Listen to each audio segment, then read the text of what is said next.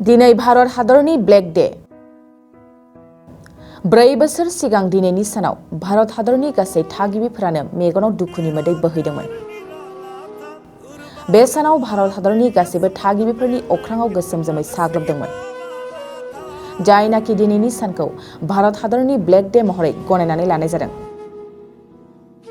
दिनैनि सानाव सा 40 CRPF जवानफोरा अबथिरा जिउ गोमानांदोंमोन। जायनाखि बुहुमाव बे जाथाया फुलामा एटेक होननानै मिथिजायो।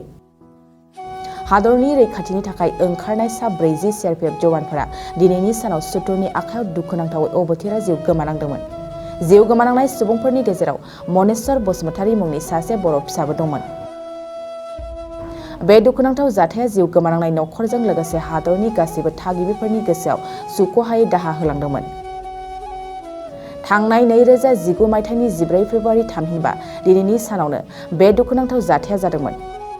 जम्मु काश्मीरनि पुलवामायाव 40 सा CRPF जवानफोरा बासजों फैबाय थानाय समावनो पाकिस्तान हादरनि जैश-ए-मोहम्मद उदखारि हानजानि सुइसाइड बम्बार उदखारि गारिया 100 केजिनिबो गिख्रंथाव बम लानानै खारबाय थानाय CRPF जवानफोरनि बासाव मिथिस्लाब मोननै सौग्रावहैयो आरो बेबादिनो बे गिख्रंथाव जाथाया जायो।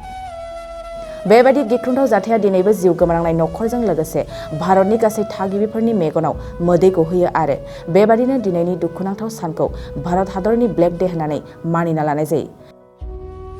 बे सानखौनो लानानै दिनैनि सानाव गोबां भारतारिफोरखौनो जिउ गोमालांनाय जवानफोरनि मुङाव आरज गाबनाय दुखु फोरमायनाय फोसावनायखौ नुनो मोन्दों।